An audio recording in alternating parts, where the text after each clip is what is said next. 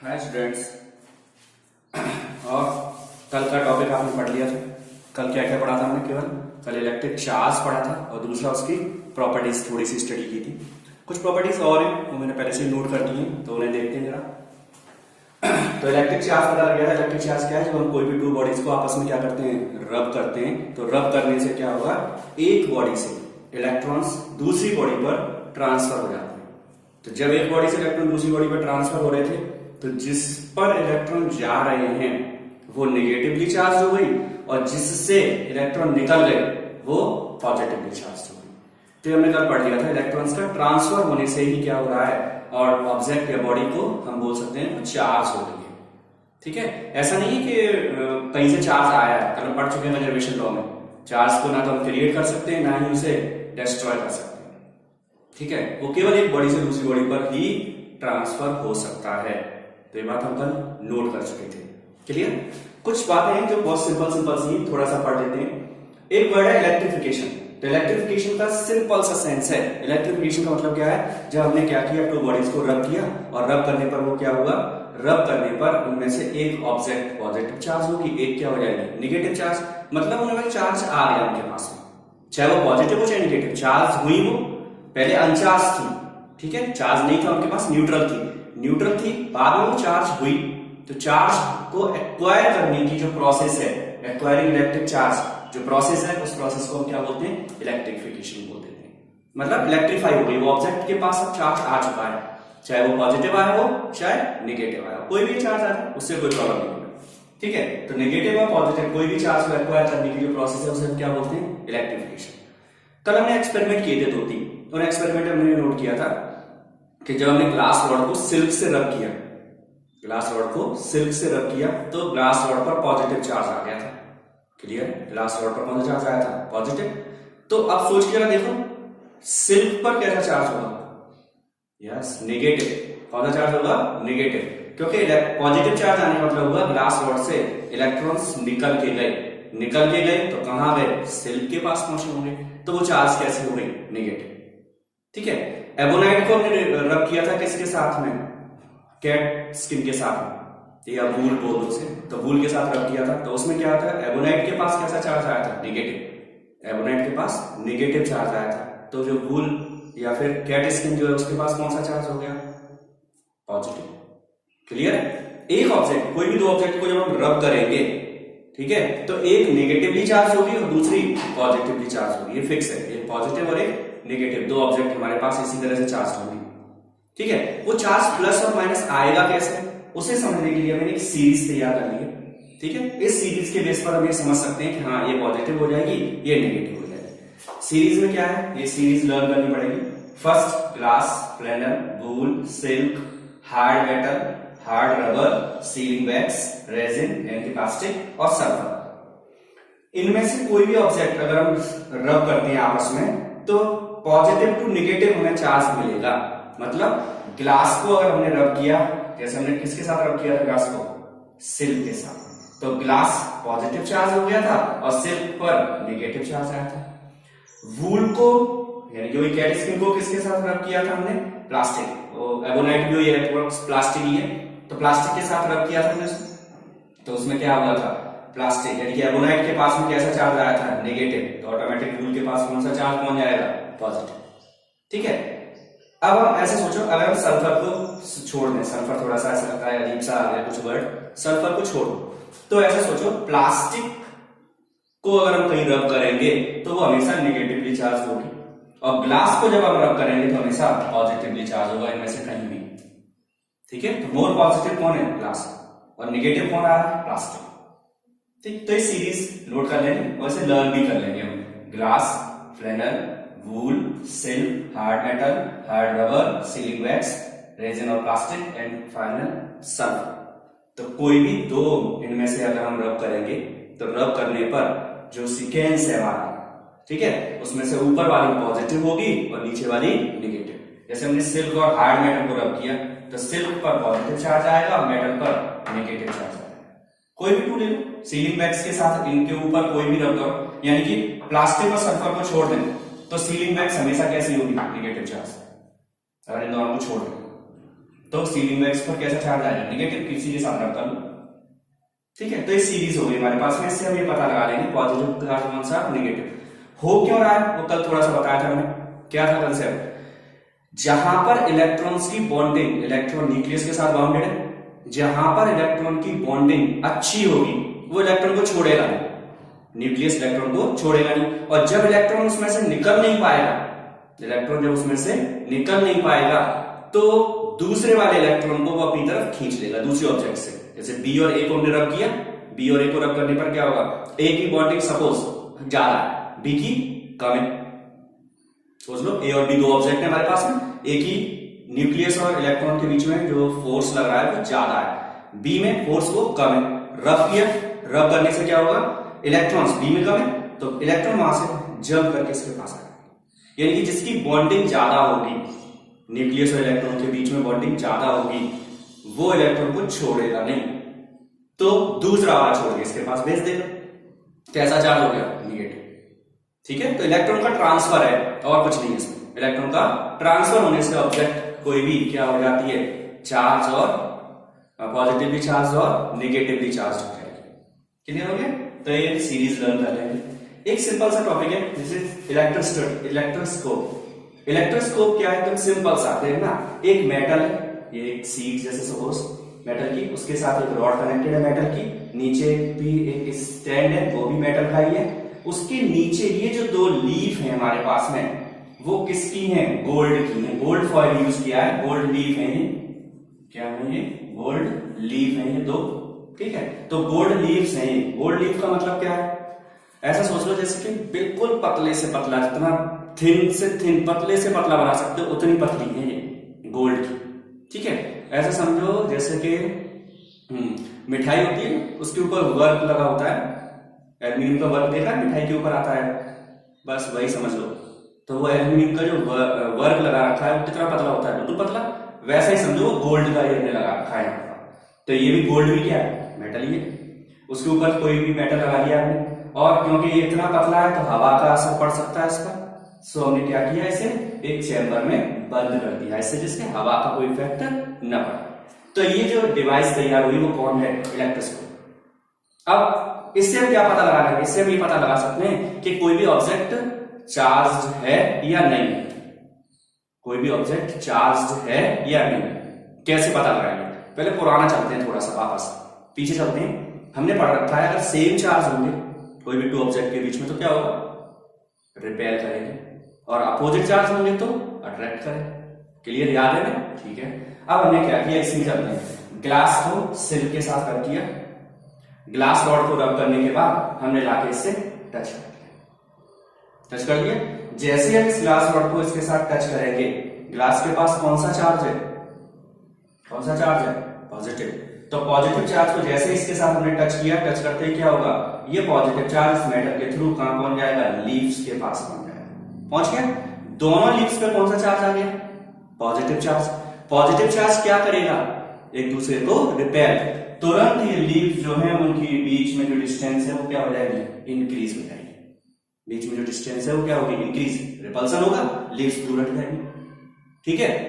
हमें नहीं पता था, अगर कंसीडर कर ले, हमें नहीं पता कि ग्लास को सिल्क के साथ रब किया है कि नहीं किया है, हमें बस रॉड दे दी और बोला कि पता उसका चार्ज है या नहीं, तो बस यहां रखो, टच कराओ इससे, और टच कराते ही क्या होगा, अगर इनके बीच की डिस्टेंस इंक्रीज हो रही है तो समझ लो कि वो जो ऑब्जेक्ट हमें मिली थी वो चार्ज थी, पॉजिटिव हो चाहे नेगेटिव कोई इफेक्ट नहीं है। प्लास्टिक को भी ले लो, किसी के साथ रब करो, प्लास्टिक के पास कौन सा चार्ज आ जाएगा, नेगेटिव, ठीक है। न्यूट्रल करने के बाद की बात बता रहा हूं, कौन सा चार्ज आ जाएगा, नेगेटिव। नेगेटिव चार्ज को इसके साथ टच करो, जब ये इस पोजीशन में, तब जैसे हमने टच करेंगे तो दोनों के दोनों फॉइल पर नेगेटिव चला गया, तब भी रिपल्सन होगा, डिस्टेंस इंक्रीज हो जाएगी।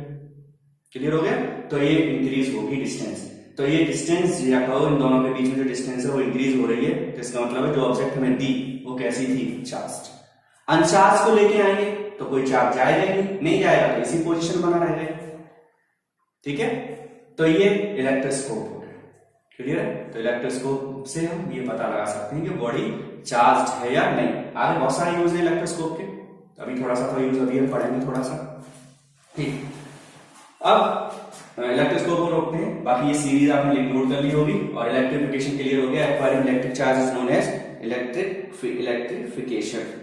ठीक है, अब इलेक्ट्रोस्कोप से रिलेटेड कुछ पढ़ने के लिए पहले हम दो वर्ड्स पढ़ते हैं। लेकिन इसमें हमने यूज किया कि मेटल लिया है, हमने क्या लिया है, मेटल। ठीक है, तो मेटल क्या है पहले वो समझते हैं जरा। मेटल होता क्या है, व्हाट इज मेटल। ठीक है, मेटल कौन है, मेटल है कंडक्टर। मेटल क्या है, कंडक्टर। हम क्या क्लासिफिकेशन कर रहे हैं, क्लासिफिकेशन कर रहे हैं सबस्टेंस का, मटेरियल का, किसके respect, with respect to moving of या motion of charge, motion of charge. Charge कहां मूव करेगा कहां नहीं मूव करेगा उसके बेस पर हमने क्या किया है, क्लासिफिकेशन कर रहे हैं, क्लासिफिकेशन ऑफ मटेरियल। कोई भी मटेरियल है हमारे पास में, उसका हमने क्या किया है, क्लासिफिकेशन। दो पार्ट में पहले डिवाइड करते हैं जो मेन पढ़ेंगे। फर्स्ट, पहला है conductor. First is conductor. Conductor को मोस्टली कंडक्टर जो होता है कौन होता है, मेटल होता है। कंडक्टर क्या होता है, मेटल होता है। ठीक है, तो कंडक्टर मेटल है। अब कंडक्टर क्या है पहले समझो। जैसे अगर हम इस कंडक्टर की एक एटम की बात करें तो इसमें क्या है कि न्यूक्लियस होगा, उसके अराउंड इलेक्ट्रॉन्स क्या कर रहे हैं, रिवॉल्व कर रहे हैं। ऐसा ही है, इलेक्ट्रॉन्स क्या कर रहे हैं, रिवॉल्व कर रहे हैं।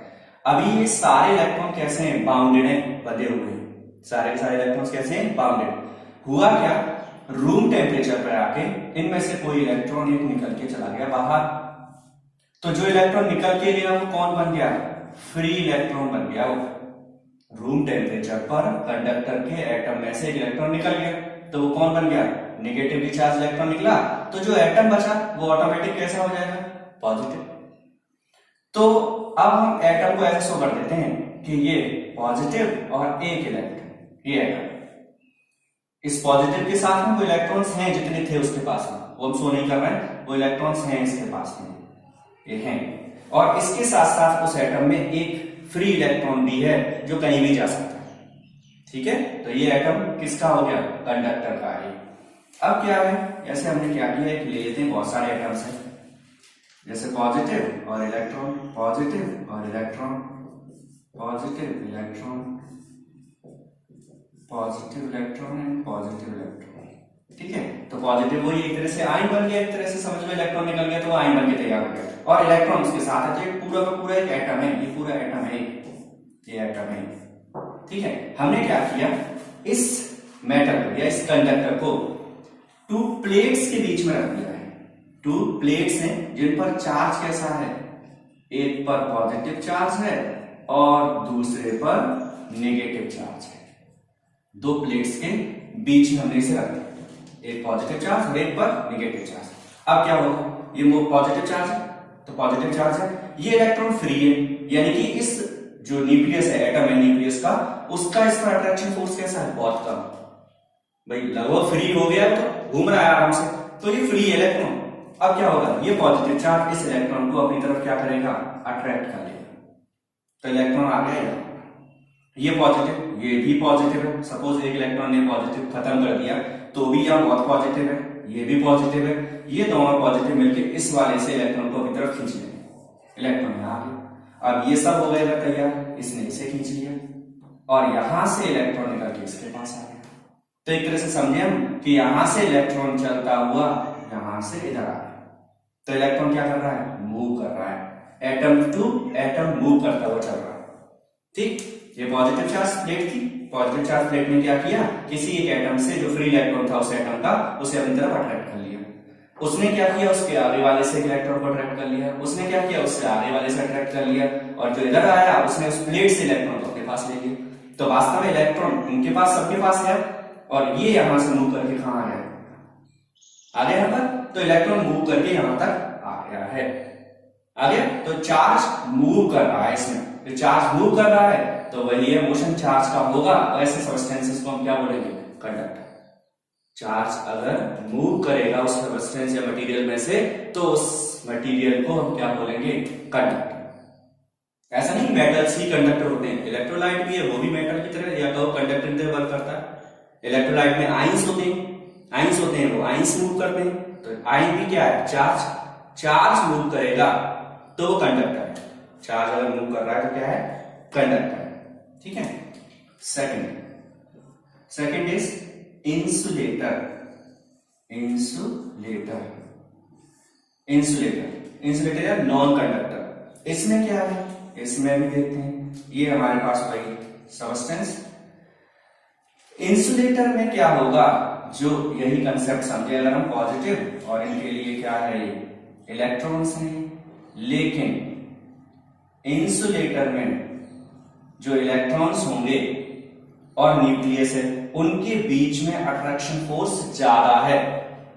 इतना ज्यादा है कि जब हम रूम टेम्परेचर पर आएंगे तब भी वो इलेक्ट्रॉन को इतनी एनर्जी नहीं मिलेगी कि वो निकल के बाहर चला जाए। रूम टेम्परेचर पर जैसे मैटर में हुआ कंडक्टर में क्या हुआ? इलेक्ट्रॉन निकल के चला गया क्योंकि उसके पास रूम टेम्परेचर पे आके एनर्जी मिली और एनर्जी लेके वो बाहर। लेकिन इंसुलेटर में ऐसा नहीं हो रहा है। जब इंसुलेटर में ऐसा नहीं होगा तो इसमें से कोई इलेक्ट्रॉन निकलेगा नहीं, और जब नहीं निकलेगा तो इसके साथ फ्री इलेक्ट्रॉन भी नहीं होगा। इसके पास क्या नहीं होगा? इसके पास फ्री इलेक्ट्रॉन भी नहीं होगा। जब फ्री इलेक्ट्रॉन नहीं होगा तो अब एक तरह से सोचो कि एटम में प्लस और माइनस बराबर है।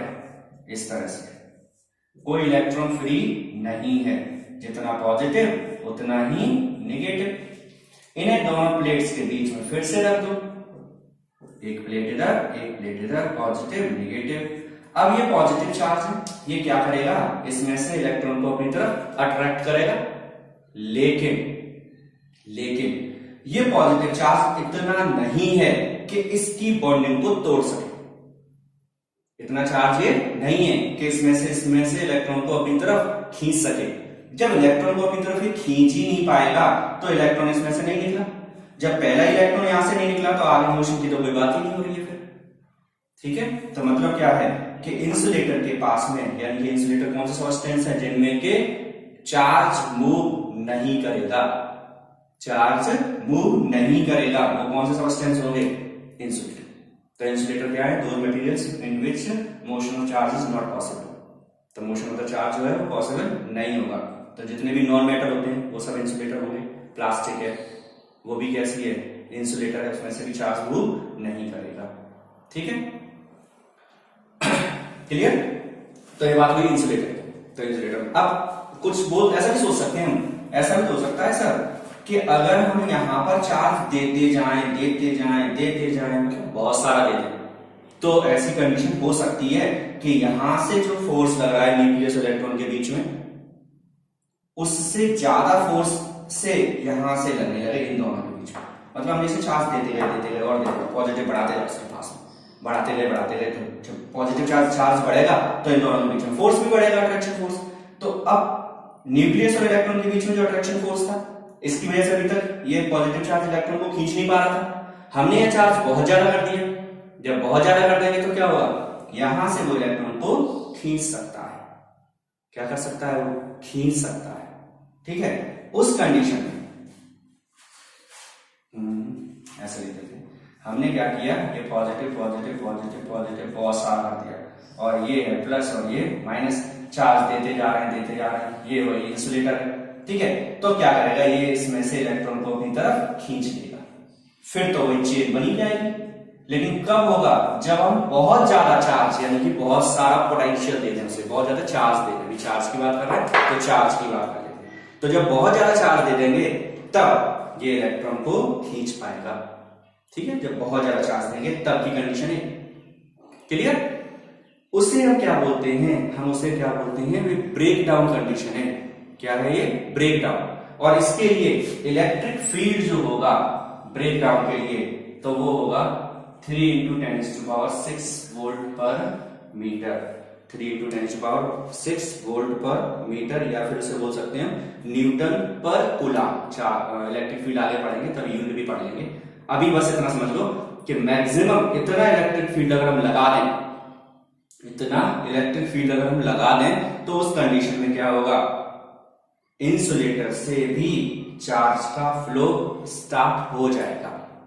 इंसुलेटर से भी चार्ज का फ्लो स्टार्ट हो जाएगा, लेकिन ये फील्ड बहुत ज्यादा है।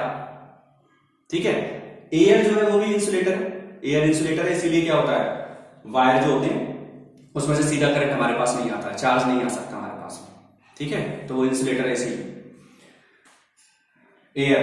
अब अगर इतना फील्ड लगा दिया हमने तो एयर इंसुलेटर है, इतना फील्ड अगर वहां डेवलप हो गया तो उस कंडीशन में क्या होगा, एयर में भी चार्ज मूव करने लगेगा। इतना फील्ड लगा देंगे तो एयर में भी क्या करेगा, चार्ज मूव करना स्टार्ट कर देगा। ठीक है, तो क्या करेगा, चार्ज मूव करना स्टार्ट कर देगा।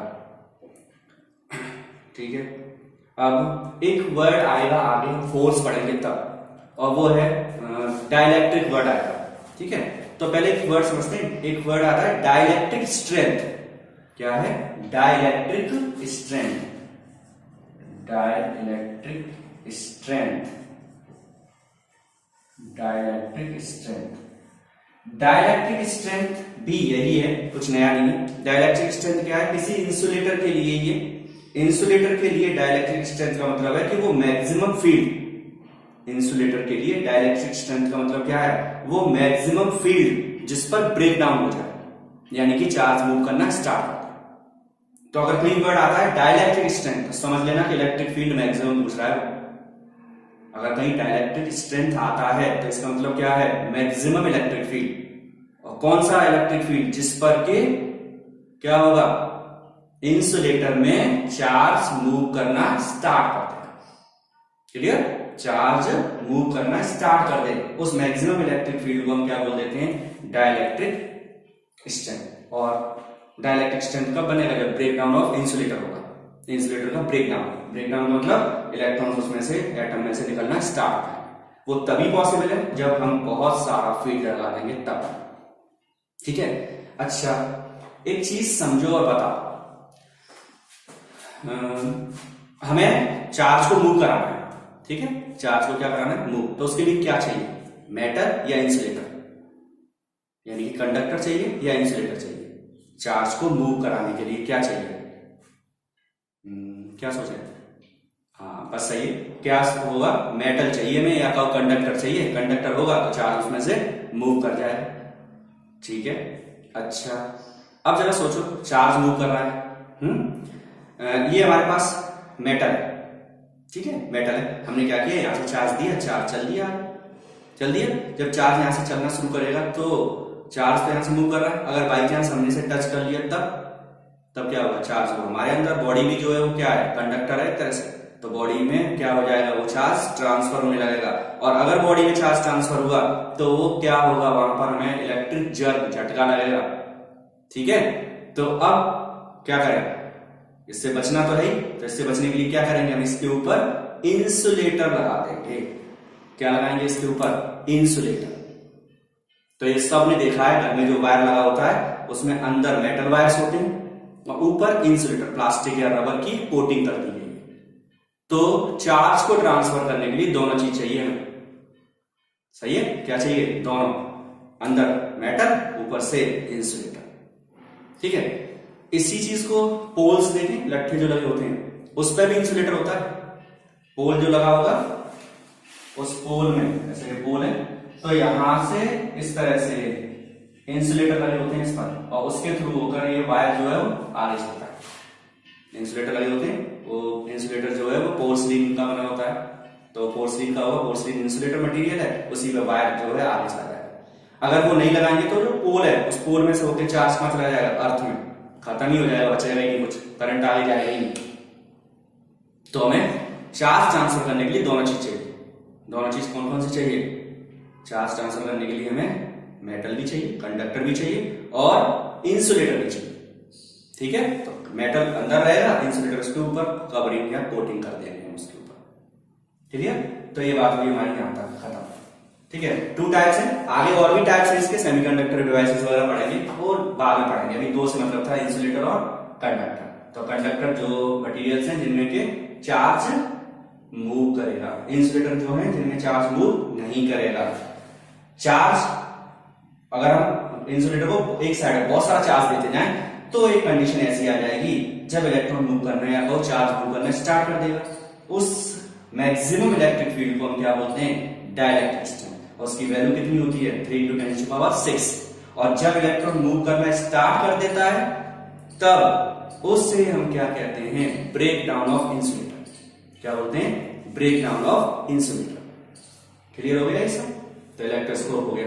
अब बात करते हैं चार्जिंग की, ठीक है।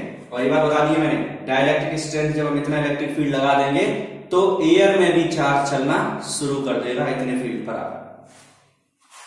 तो क्लासिफिकेशन की बात हो गई कंप्लीट। इसके बाद चार्जिंग समझते हैं कैसे करेंगे हम। तो चार्जिंग की एक प्रोसेस तो हमने पढ़ी ही है, चार्जिंग की एक प्रोसेस तो हम स्टार्टिंग से ही पढ़ रहे हैं। देखो, charging, methods of charging, methods of charging, methods of charging. Number one is by friction. ये तो स्टार्टिंग से ही पढ़ रहे हैं। क्या किया था हमने, टू बॉडीज को रब किया, रब करने से एक बॉडी से दूसरी बॉडी पर इलेक्ट्रॉन ट्रांसफर हुए और इलेक्ट्रॉन के ट्रांसफर होने से एक बॉडी पॉजिटिव चार्ज हुई और दूसरी बॉडी नेगेटिव चार्ज हुई। ये स्टार्टिंग में पढ़ा था। दूसरा bye conduction, bye conduction. Conduction क्या है, कंडक्शन क्या है, जैसे सपोज हमारे पास एक बॉडी है ए, इस पर पॉजिटिव चार्ज है, ठीक है। दूसरी बॉडी है बी, ये अनचार्ज है, इसका कोई चार्ज नहीं। ए बॉडी है जिस पर चार्ज है, बी बॉडी है जिस पर कोई चार्ज नहीं। हमने क्या किया, इस बी बॉडी के पास में ए बॉडी को लेके आए और इससे टच कराए। जैसे हम इसे टच कराएंगे ए बॉडी से चार्ज बी बॉडी की तरफ मूव कर जाएगा। और फिर अलग कर दो तो अलग करने पर बी बॉडी के पास भी चार्ज आ जाएगा और ए के पास भी चार्ज रहेगा, ठीक है। ए और बी दोनों कैसे हो गई, चार्ज। ए से चार्ज कहां से आ गया, बी पर। मतलब कंडक्शन में क्या होगा, हम एक बॉडी को दूसरी बॉडी के साथ टच कराएंगे। अगर हम एक बॉडी को दूसरी बॉडी के साथ टच कराएंगे तो वो कंडक्शन मेथड है जो इसमें होगा। हमने क्या किया था, रॉड लेके आए, इससे हमने टच करा दिया, टच करा था। जैसे हमने इसे टच कराया था वो चार्ज मूव करेगा इसमें, तो ये भी चार्ज हो गया। कंडक्शन में बॉडी को हम क्या कराएंगे, टच। तो दो मेथड हो गए, एक फ्रिक्शन, फ्रिक्शन पड़ा हुआ था। कंडक्शन, कंडक्शन में क्या कर रहे हैं, एक बॉडी चार्ज होगी, एक अनचार्ज बॉडी होगी। फिर हमने क्या करना है, चार्ज बॉडी को अनचार्ज बॉडी से टच कराएंगे और टच कराने से वो चार्ज ट्रांसफर हो जाएगा। इस मेथड को हम क्या बोलेंगे, conduction. Okay, conduction is transfer of charge by touching या by contacting one body to another body. Third part और पढ़ते हैं, नोट हो गया, by friction and by conduction. Third part, third is by induction, by induction. Induction पढ़ने से पहले एक चीज याद करते हैं जरा, वही जो एक्सपेरिमेंट हमने बचपन वाला बताया था। क्या करते थे हम कि प्लास्टिक का स्केल लेते थे और स्केल को हम क्या करते थे, रब करते थे, किससे, ड्राई एयर से रब करते थे। तो स्केल को जब हम ड्राई एयर से रब करेंगे तो उस कंडीशन में क्या होता था, स्केल चार्ज हो जाता था, स्केल पर चार्ज आ जाता था और वो पेपर के पीसेस को अपनी तरफ क्या करने लगता था, अट्रैक्ट।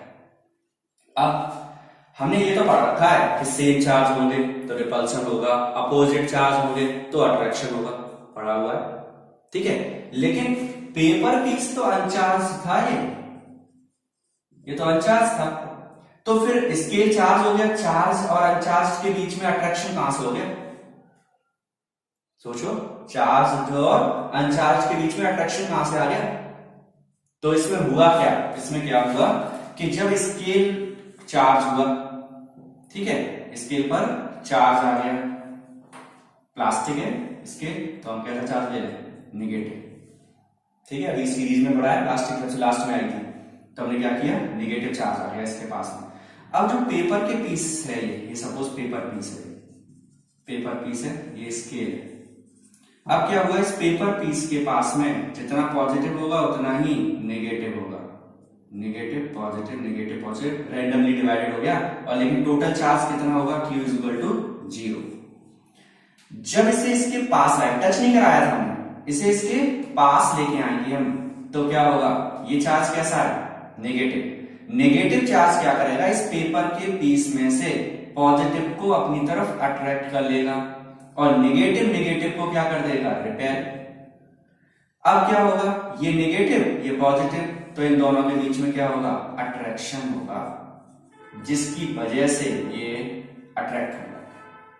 ठीक है, ये ही प्रोसेस जो है यही है इंडक्शन। तो इंडक्शन में क्या होगा, जब चार्ज बॉडी को किसी अनचार्ज बॉडी के पास लाएंगे, चार्ज बॉडी को अनचार्ज बॉडी के पास लाएंगे तो उसमें चार्ज का डिस्ट्रीब्यूशन हो जाएगा। जो भी चार्ज होगा नेगेटिव है तो पॉजिटिव आ जाएगा। अगर यहाँ पॉजिटिव होता तो इस सरफेस पर नेगेटिव होता, अपोजिट पर पॉजिटिव होता। ठीक है, तो ये प्रोसीजर है जो चार्ज बॉडी भी अनचार्ज को अट्रैक्ट कर रही है, वास्तव में उसमें किसकी वजह से कर रही है, वो इंडक्शन की वजह से। ठीक है, लेकिन अभी भी जैसे ही हम इस स्केल को हटा देंगे यहां से, ये दोबारा से अनचार्ज है, क्योंकि जितना पॉजिटिव उतना ही नेगेटिव। चार्ज नहीं हुई है, ऐसा सोचना कि ये चार्ज हो गई है, अभी तो टोटल चार्ज जीरो है, इसमें अभी भी टोटल जीरो है, लेकिन हमें चार्ज करना है इसे इंडक्शन के थ्रू। उस प्रोसेस को समझते हैं कैसे करेंगे हम इंडक्शन के